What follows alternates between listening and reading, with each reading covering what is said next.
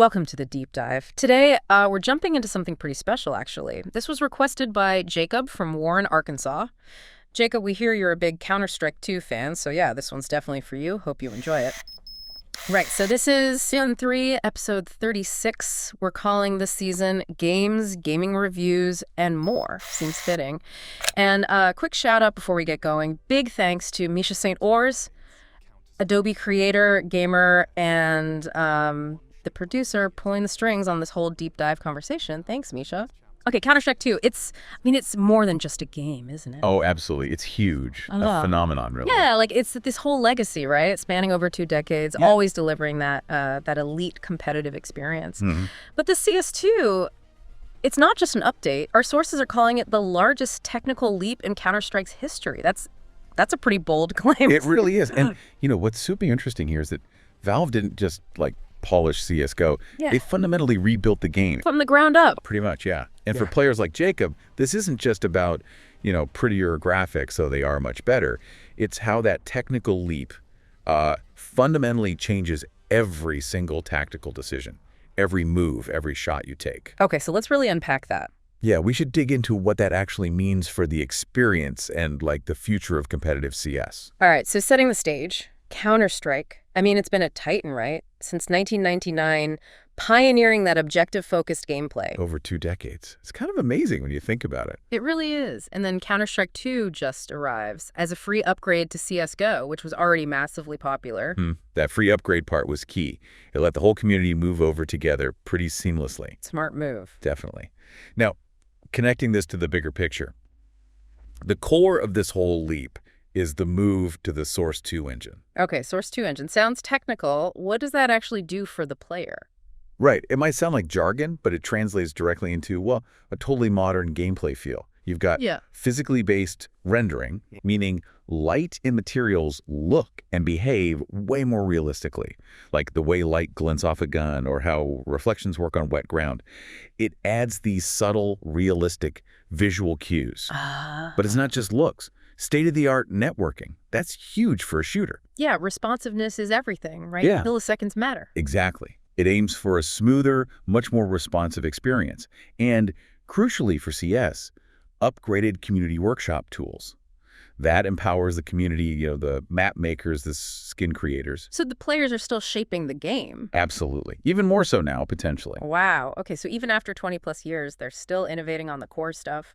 That's impressive. And this engine upgrade, it wasn't just under-the-hood improvements. It enabled new gameplay features. That's right. And this is where it gets really interesting. The sources highlight dynamic smoke grenades. Dynamic smoke. Okay. Now, Jacob probably knows every smoke lineup in CS.go by heart. How does dynamic change things? That sounds potentially massive for tactics. It is. It's an absolute game changer, honestly. A seismic shift. Before, smoke was static. Right. A predictable sphere. Yeah, you threw it, it bloomed, that was it. Now, these are volumetric clouds.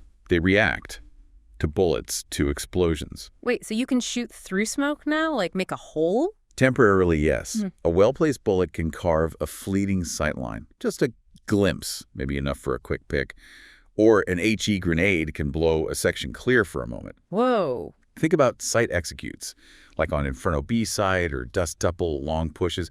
Those old, reliable smoke walls. You have to rethink them completely. Because someone might just blast a hole in it. Exactly. Or defensively, you can't just rely on smoke cover in the same way. It adds this whole new layer of reactive play. Decisions on the fly. That's genuinely exciting. Adds so much depth. So no more perfect smokes with that one annoying tiny gap. Well, the smoke itself is more solid, fills space better, but yeah, the interaction is the key change. Jacob will definitely appreciate that, I think. More precision, but also more unpredictability in how it's countered. Okay, makes sense. And speaking of precision, the sources also mention tick rate independent gameplay. Sounds super technical. What's the real impact? How does it feel different? Yeah, this is one of those things that's subtle, but profoundly important for competitive integrity. Trade in your boring job for a brilliant career using Adobe Creative Cloud. Start learning now with the free trial link in the description. So traditionally, servers update in ticks, right? Snapshots. Right, 64 tick or 128 tick servers in. Exactly. And your actions, shooting, moving, only registered on those ticks. Shoot between ticks. The server might register it slightly later, for like lag sometimes, or like your shot didn't count. The classic "I shot him" moment. Precisely. Tick rate independence, or sub-tick updates, means the server knows the exact moment you click your mouse or pressed a key, even between the main ticks. So it registers actions instantly. Or, well, as close to instantly as networking allows. The point is, it's not tied to waiting for the next tick. The impact. Yeah. Those moments where you know you hit the shot, but the game says no. They should happen far, far less. Ah, okay. So it feels more responsive, more... Fair. It's exactly. More responsive, more accurate registration of skill. It elevates the competitive side significantly. When you hit that clutch shot, you know it registered properly. That's a huge deal for high-level play. Okay, Yeah. so it's not just flashy stuff. It's core gameplay feeling better. Right. And they didn't stop there. The game also boasts upgraded and overhauled maps. So not just prettier versions of Dust 2. Some are touch-ups, Yeah. utilizing the new lighting and rendering. But others, yeah, rebuilt from the ground up on Source 2. Better visibility, maybe some subtle layout tweaks based on years of feedback. Plus redesigned visuals and audio. Clearer effects for things like explosions, Molotovs, and overhauled audio design, which is critical for hearing footsteps, reloads, bomb plants. Gives you better spatial awareness. And the big one for veterans. All your CSJ items carry forward. Every skin, every sticker. Huge sigh of relief for the community there. That inventory represents years, sometimes a lot of money. Yeah, Jacob must have been thrilled about that. Your collection is safe. Absolutely crucial. And speaking of the competitive side again, they didn't just tweak the gameplay, they overhauled the ranking system too. Right, the new CS ratings. Exactly. All new CS ratings with the updated Premier mode.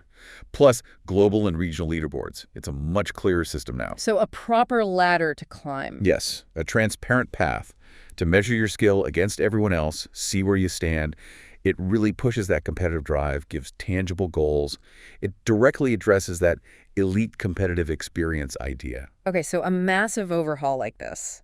You always worry about the community reaction, right? Did they stick the landing? Well, looking at the reception, it seems they largely did. The feedback, according to our sources, has been very positive. And that's not just launch hype. Nope. 80% of recent reviews, that's over 67,000 in just the last month, are positive. And overall, 86% positive across nearly 9 million reviews. 9 million, wow. That's incredible, Sustain.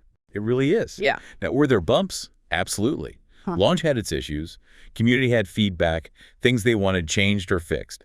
There were definitely growing pains. Sure, that's normal for a huge transition. But Valve seems committed to listening and iterating. That sustained positivity, especially replacing something as beloved as CSGO, is pretty remarkable. And you see the game's identity in the user tags, too. Right. Well, the obvious ones: FPS, shooter, multiplayer, competitive, esports, but also team-based, tactical, strategy, even difficult. That speaks volumes about the depth. And things like trading, moddable, shows the community aspect is still strong. Exactly. It's this whole ecosystem, from the core gameplay to the community creativity and economy.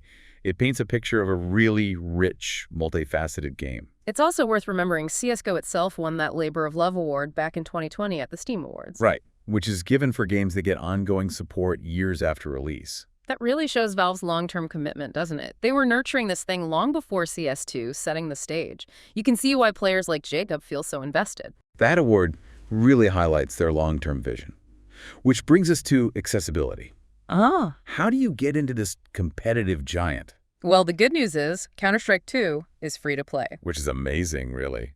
Lowers the barrier to entry massively. Anyone can jump in. But there's also the Prime status upgrade, right? Costs about $15. What's the deal there? Primarily, it matches you with other Prime players. The idea is, potentially more committed player base, maybe fewer smurfs or disruptive players. Okay, kind of a filter for more serious matches. Sort of, yeah.